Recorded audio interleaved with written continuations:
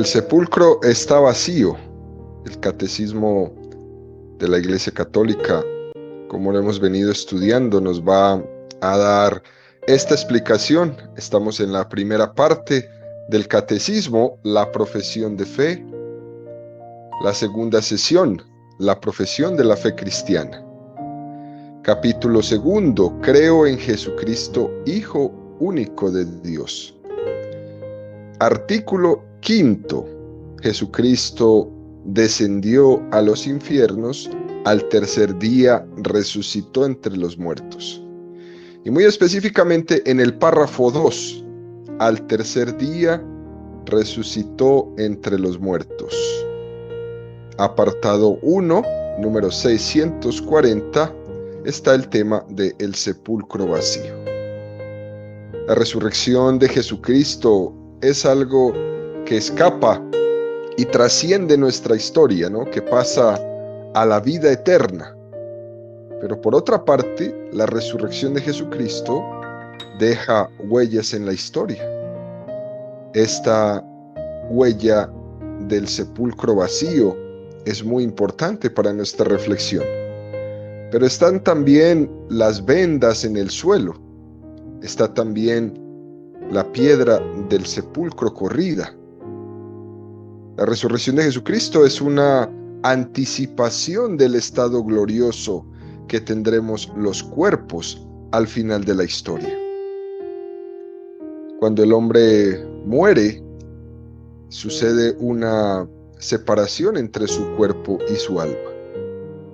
Su alma va al estado que le corresponde según sus actos: el infierno, el purgatorio o el cielo. Y el cuerpo va al cementerio, ¿no? Al cementerio. Cuando venga Jesucristo en la resurrección, todos resucitaremos. Recobrará nuestra alma su cuerpo. Porque esa alma, incluso aunque esté en el cielo, como el alma de los santos, por ejemplo, que sabemos por la fe que están en el cielo gozando de la visión beatífica cara a cara con Dios, todavía no están completos. Va a estar esa alma completa cuando recobre su cuerpo resucitado.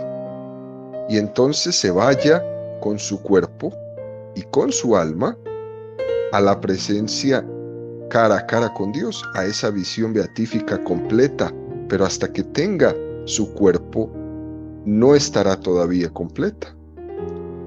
En Jesús vemos que esto ocurría, y a nosotros nos ocurrirá por su gracia. El día de la resurrección final, el día de la parusía, el día del juicio final, de la segunda venida de Jesucristo. La Virgen María está asunta a los cielos en cuerpo y alma, y es nuestra predecesora. Cuando la Santísima Virgen María se apareció en Fátima o en Lourdes, se aparece en cuerpo y en alma, pero el cuerpo es invisible. Únicamente lo veían por una gracia especial aquellos videntes a los cuales se les estaba entregando este mensaje de celestial prestancia. Estaba ahí el cuerpo, pero solo lo podían ver ellos. Algo así tenemos que decir del cuerpo resucitado de Jesucristo, ¿no? Es un cuerpo que está en la vida eterna y que se puede hacer visible para sacudir la incredulidad de los apóstoles en momentos determinados. Pero de hecho, el cuerpo resucitado es invisible porque no está en el tiempo. El cuerpo resucitado está en la eternidad. Este ejemplo de la Virgen María nos puede ayudar. Nosotros necesitábamos unos signos y Dios, por su misericordia, nos los dio. Unos signos visibles que son la piedra del sepulcro que estaba corrida, el que se dejase Jesús tocar y palpar, que Jesús le dijera a Tomás: trae tu mano, métela en mi costado. Trae tu dedo, mételo en mi mano. Jesús, por su misericordia, come con ellos. Les dice, tráiganme un pez del lago de Tiberíades. Un resucitado, un cuerpo resucitado no necesita comer. Jesús, por su misericordia, come con ellos. Y de esta manera, los apóstoles fueron los primeros testigos de esta resurrección. Y por su misericordia, nos disipó todas las dudas de que Jesús, por ejemplo, fuese un fantasma. Era realmente Él. El crucificado había resucitado. Por otra parte, en la resurrección es una entrada en la vida eterna. Deja unas huellas en la historia. Y es que el cuerpo al resucitar, es decir, al espiritualizarse, deja de estar ya en el sepulcro. Ni las vendas ni el sudario contienen ya el cuerpo de Cristo. Deja unas huellas, deja el sudario, deja unas huellas, deja su ausencia. Ya en el sepulcro no hay un cuerpo. Eso es una huella histórica importante. El catecismo en el número 640 dice: ¿por qué buscáis entre los muertos al que vive? No está aquí, ha resucitado. En el marco de los acontecimientos de Pascua, el primer elemento que se encuentra es el sepulcro vacío. No es en sí una prueba directa. La ausencia del cuerpo de Cristo en el sepulcro podría explicarse de otro modo. A pesar de eso, el sepulcro vacío ha constituido para todos un signo esencial. Su descubrimiento por los discípulos fue el primer paso para el reconocimiento del hecho de la resurrección. Es el caso en primer lugar de las santas mujeres, después de Pedro, el discípulo que Jesús amaba. Juan afirma que al entrar en el sepulcro vacío y al descubrir las vendas en el suelo, vio y creyó. Eso supone que constató en el estado del sepulcro vacío que la ausencia del cuerpo de Jesús no había podido ser obra humana y que Jesús no había vuelto simplemente a una vida terrenal como había sido el caso de Lázaro. Es muy interesante este número 640, cómo nos menciona diferentes personajes de este momento de la resurrección. Habla de las santas mujeres, habla de Pedro, habla de Juan, el discípulo amado, pero también nos habla de que el sepulcro estaba vacío, que las vendas estaban en el suelo. Nos habla de la actitud de Juan, vio y creyó. Nos habla también de la ausencia del cuerpo de Jesús. Y este dato que a mí me parece muy interesante, y es esa constatación de que el cuerpo no estaba y eso no había podido ser obra humana. Jesús no había vuelto simplemente a la vida de la tierra, como Lázaro. Había entrado en el cielo, en la eternidad. Lo dice así el Evangelio de San Juan, capítulo 20, versículo 1 al 10.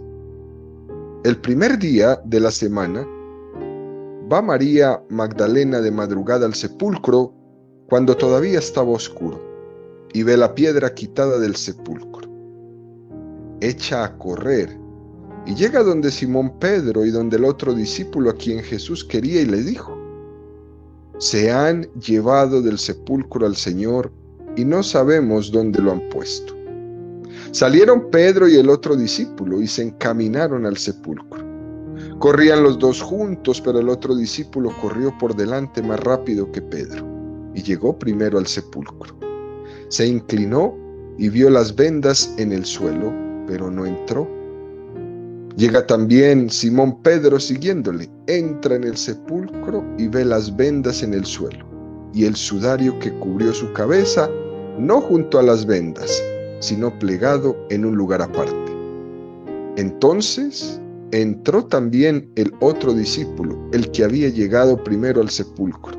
Vio y creyó, pues hasta entonces no habían comprendido que según las Escrituras Jesús debía resucitar de entre los muertos. Los discípulos entonces volvieron a casa. Es sorprendente, queridos amigos, el impacto que tuvo en Pedro y en Juan el entrar al sepulcro, el encontrarlo vacío, el ver estas vendas, este sudario en el suelo.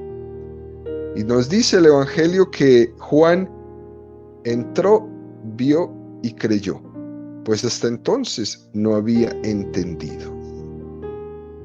En la película de la Pasión de Mel Gibson, que la mayoría de los que me escuchan habrán tenido la oportunidad de ver, nos hace una aportación muy interesante con respecto al tema de la resurrección de Cristo. En la escena que se ve cuando se está corriendo la piedra del sepulcro, se ve en esa escena cómo entra la luz y cómo todas las vendas, como el sudario, se estaba quedando como desinflado, ¿no? Dando a entender que el cuerpo de Cristo se estaba espiritualizando. De hecho, hay un reto importante para nosotros, queridos amigos, es el entender en este texto del Evangelio de San Juan, ¿por qué se le da tanta importancia al tema de las vendas? ¿No? Porque este dato de que las vendas se desinflaban o se desinflaron, que incluso hasta en la película se le hace una remarcación muy interesante, ¿por qué era tan importante? En el texto original griego de esta Sagrada Escritura, a la hora de decir cómo estaban los lienzos y las vendas, los griegos utilizan el verbo keimalá. Este mismo verbo se va a utilizar en griego para referirse cuando una persona le ha picado un mosco, le ha picado una avispa y se hincha, ¿no? Se le hincha su cuerpo. Cuando esa hinchazón se va quitando, se utiliza este verbo, keimalá, como diciendo se ha deshinchado. Es el verbo que se utiliza en el Evangelio de San Juan para decirnos cómo Juan mismo vio las vendas deshinchadas, keimalá. Este signo que a Juan le conmovió es el de ver que las vendas no habían sido quitadas, sino que las encontró aplanadas, ¿no? Alisadas, como si el cuerpo de Jesús hubiese salido, ¿no? Sin quitarse las vendas. Es decir, una especie de resurrección que atravesaba las vendas que cubrían su cuerpo. Con esto no queremos decir que en la fe en la resurrección de Jesucristo sea fruto de estas huellas, ¿no? Sea fruto de que las vendas estaban ahí, sea fruto de que el sepulcro estaba vacío, o sea nuestra fe fruto de que la piedra estaba corrida. Pero sí es muy interesante en última instancia saber que existen esas huellas que nos dejan una evidencia histórica importante, pero es interesante también tener, queridos amigos, presente que esta fe en la resurrección es un don de Dios. Es cierto que la fe tiene sus sustentos, pero que nunca se nos olvide que no es que me tienen que comprobar que Jesús resucitó, no, es que yo creo que Jesús resucitó, porque es un don que Dios me regaló el creer en Él. De hecho, tal y como San Juan lo narra, todo lo que Juan y Pedro ven en el sepulcro es un hecho, ¿no? Es un hecho del que Dios se sirve para sacudir a Pedro y a Juan y para darles el don de la fe en Cristo resucitado. Ellos incluso desde la puerta no habían todavía entendido. Por eso les tocó entrar, les tocó ver y les tocó creer. Es muy interesante cómo es una especie de proceso. Cuando invitamos a una persona a la fe, cuando los catequistas están en un salón de clase, los catequistas de niños, los catequistas de jóvenes de confirmación, los catequistas del programa de RICA para los adultos, cuando estás en un salón de clase, lo que estamos haciendo es entrando con ellos de la mano. Nosotros tomamos los niños, tomamos los jóvenes y los adultos que están en procesos de conversión a la fe católica, los tomamos de la mano donde los encontremos. Los encontramos en la calle, los encontramos en sus casas, los encontramos en el autobús, donde sea. Los tomamos de la mano y los llevamos. ¿Hasta dónde los llevamos con la catequesis, con nuestro testimonio, con nuestra amistad? Los llevamos hasta la puerta. Ahí en la puerta, ellos tienen que entrar. Nosotros con nuestra predicación los acompañamos todo el tiempo hasta la puerta de la fe. Pero una vez que están en la puerta, ellos solos tienen que entrar. Entrar, ver y creer. Con todo lo que les hemos enseñado, les hemos dicho, les hemos acompañado y les hemos testimoniado, tendrán las herramientas perfectas en su vida para, una vez estando en la puerta, entrar. Una vez que entren, será un don de Dios el que ese ver sea un elemento que va a entrar por sus ojos, por sus sentidos externos, el ver el sepulcro vacío, el ver las vendas, pero que va a entrar profundamente en su interior. Va ya en su interior a mover profundamente todas esas instancias que estaban medio paralizadas o que estaban en la ignorancia o que estaban en la increencia, y Dios con su gracia los va a transformar. Entró, vio, creyó. Otro texto que nos ayuda a profundizar también es el Evangelio de San Marcos, capítulo 16, versículo del 1 al 8. Pasado el sábado, María Magdalena, María la de Santiago y Salomé compraron aromas para ir a embalsamarle. Y muy de madrugada, el primer día de la semana, a la salida del sol, van al sepulcro. Se decían unas a otras: ¿quién nos retirará la piedra de la puerta del sepulcro? Y levantando los ojos, ven que la piedra estaba ya retirada, y eso que era muy grande. Y entrando en el sepulcro, vieron a un joven sentado al lado derecho, vestido con una túnica blanca, y se asustaron.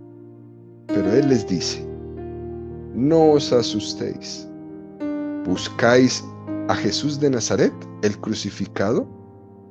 Ha resucitado, no está aquí. Ved el lugar donde lo pusieron. Pero id a decir a sus discípulos y a Pedro que irá delante de vosotros a Galilea. Allí le veréis como os dijo. Ellas salieron huyendo del sepulcro, pues un gran temblor y espanto se había apoderado de ellas, y no dijeron nada a nadie porque tenían miedo. Un primer comentario de este precioso texto de la resurrección. Es un gran sustento para confirmar y afianzar la historicidad de los relatos de la resurrección de Jesucristo. Es que todos los evangelios ponen como primeros testigos de la resurrección a las mujeres. Fijémonos que en los evangelios, los 4 evangelios, están escritos por hombres. Este es un detalle importante. Los 4 evangelios son escritos por hombres y los 4 evangelios hablan de las mujeres como las primeras testigas de la resurrección. Hoy en día es uno de los criterios a la hora de fundamentar ante las personas que no creen o que les cuesta mucho creer en la historicidad de los evangelios. Me refiero al hecho de que en aquel tiempo, hace 2000 años, una mujer en la cultura judía sufría una gran discriminación. Era una cultura bastante machista, hasta el punto de que el testimonio que una mujer pudiera dar no se consideraba válido. Una mujer no podía testificar. Y entonces existe un criterio que nos ayuda a darle el peso necesario a la Sagrada Escritura.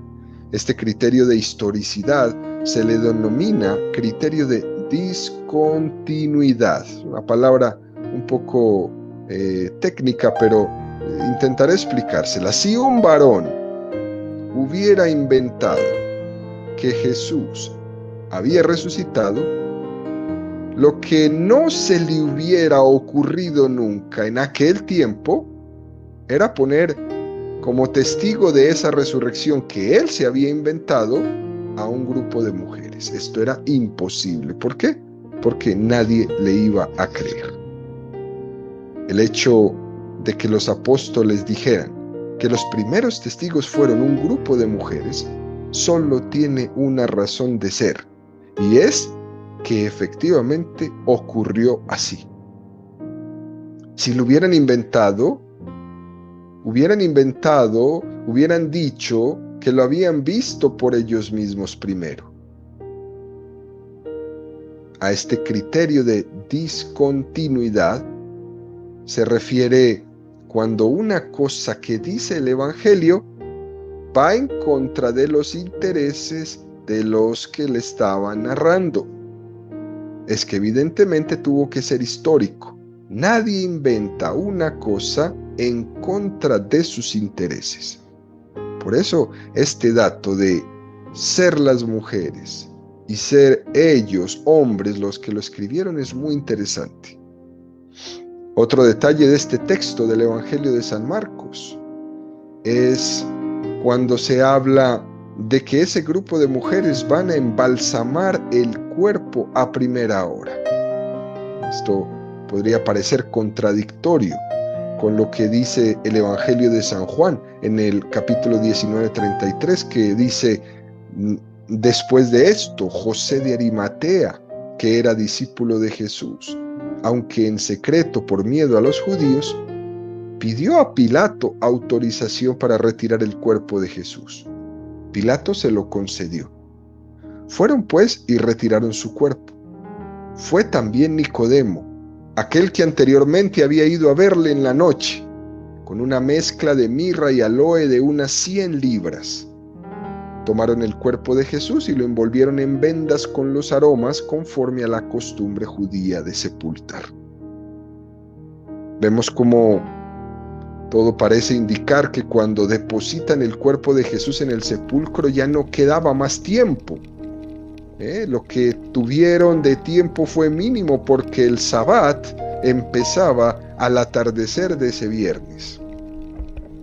De hecho, habían acelerado la muerte de los crucificados esa tarde, quebrando las piernas de los otros 2 ladrones y asegurándose de que Cristo estaba muerto cuando el soldado traspasó con su lanza el costado. A partir de las 6 de la tarde del viernes ya nadie podía hacer ningún tipo de labor. Por lo tanto, entre la crucifixión y estas 6 de la tarde, inicio del Sabbat, fue muy poco tiempo para todo lo que se tuvo que hacer. Esperar el momento de la crucifixión, la agonía y la muerte de Jesús en la cruz, pero también una vez muerto, el tener que ir donde Pilato para recibir una autorización de retirar el cuerpo. No se podía dejar el cuerpo ahí expuesto, colgado en una cruz después de muerto. Entonces, pero necesitabas una autorización del gobernador.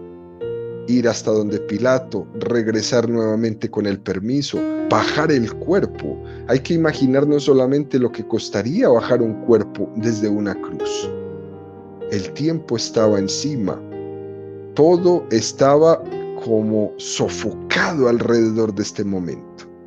Y empieza a salir pues José de Arimatea con una idea, con un ofrecimiento. Después Nicodemo también sale con una idea, con un ofrecimiento, ¿no? Uno ofrece el sepulcro, el otro ofrece la mezcla de mirra y aloe para que se pueda dar esto. Y después hay que tomar el cuerpo y llevarlo hasta el sepulcro. Hay que correr la piedra y hay que regresar a casa antes de las 6 de la tarde. Estas personas, durante este momento del sepulcro, pues vivieron unas 3 horas bastante agitadas. Los que han tenido la oportunidad de estar alguna vez en la Tierra Santa pueden ser testigos de esto. Saben cómo los que han estado ahí un viernes en la tarde se dan cuenta cuando el Sabbat empieza, ¿no? Se vacía en las calles. Los judíos cierran sus comercios y empiezan a cumplir las normas que les prescribe la ley. No usar luz, no usar celular, no se usan los ascensores, no se cocina, no se ve televisión, se camina poquísimo, 33 pasos incluso para algunos de ellos en el cumplimiento de sus normas. Entonces, si eso lo ponemos en el tiempo de Jesús, pues ya podríamos hacernos una idea muy interesante de lo difícil que fue esa sepultura del cuerpo de Jesús. Jesús había muerto a la hora 9, 3 de la tarde, y en esas 3 horas se hizo todo. Todo parece indicar que no hubo tiempo para terminar debidamente el embalsamiento del cuerpo de Jesús según la costumbre judía, como dice el Evangelio.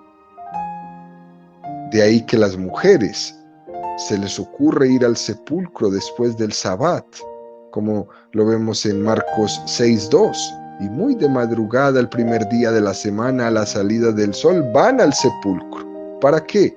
Para intentar terminar debidamente el embalsamiento según su cultura. Esta reflexión nos damos cuenta cómo esto no se dio. Ellas iban con la mejor intención de darle a Jesús, a su cuerpo en el sepulcro, lo que se merecía, y ya no fue necesario. ¿Qué nos dice esto en cierta manera? Que hay veces no podemos dejar las cosas para mañana, las que tenemos que hacer hoy. Mañana lo hago. Esto en nuestra vida se mantiene todo el tiempo en nuestra boca. Mañana tendré tiempo. No, mañana ya no tendrás tiempo. Mañana ayudaré a mi mamá. Mañana ayudaré a mi hermano. Mañana haré esto. Mañana no. Si tienes la oportunidad, hazlo hoy. Mañana no sabes. Esto le pasó a las mujeres. Ellas iban con esa intención y se dieron cuenta que ya llegaron tarde. Ya no fue posible. Ya había resucitado. En la resurrección de Jesucristo, es más importante lo que no se ve que lo que se ve. Y termino esta reflexión del día con un ejemplito que nos pone el gran San Ignacio de Loyola. San Ignacio, en sus ejercicios espirituales, reserva una meditación para hablar del encuentro de Jesús resucitado con María, su madre. Él dice que está interiormente convencido, ¿no? Que a la primera persona que Cristo resucitado se le apareció no fue a María Magdalena, ni a Pedro, sino que fue a María, su madre. Ese encuentro tuvo lugar en la intimidad de ellos dos, porque esto no ha quedado registrado en ninguno de los evangelios, lógicamente. Primero porque no había ningún testigo de ese encuentro, pero también porque era un encuentro tan íntimo y personal como el de un hijo con una madre. Lo que viene a decir San Ignacio de Loyola es que por sensibilidad de hijo, de una madre buena con su madre buena, que ha visto cómo su madre ha permanecido fiel todo el tiempo, junto a Jesús, en la pasión, siguiéndolo siempre. Había visto cómo su madre estaba de pie en la cruz. Había visto cómo, frente a las dudas de sus apóstoles, su madre nunca dudó, siempre permaneció fiel. Sin duda alguna, San Ignacio de Loyola cree que Jesús debió querer agradecer a su madre por su fidelidad. Y es legítimo que pensemos y que creamos que el primer encuentro de Jesús resucitado fuera con su madre. Es el encuentro del Hijo con la madre que le dice: Madre, gracias por tu fidelidad. Es el encuentro que a lo mejor en estos momentos muchos de nosotros necesitamos tener con nuestros padres. Tomar un teléfono y llamarle a mi mamá para decirle: gracias por tu fidelidad. Gracias porque has sido un estímulo para mí.